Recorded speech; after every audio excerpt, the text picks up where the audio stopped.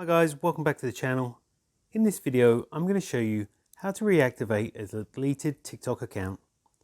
But before I do that, please don't forget to like this video and subscribe to my channel. Okay, let's get into it.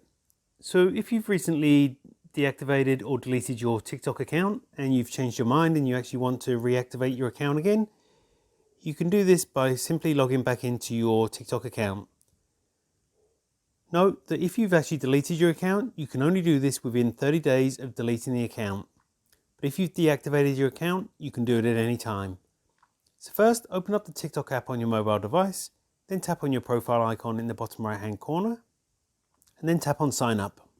Next, at the bottom where it says already have an account, then tap on login. Then I'm going to use my username. I'm just going to type in my username here and then my password.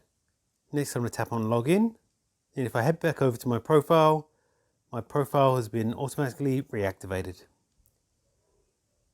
And that's all it takes to reactivate your deleted TikTok account.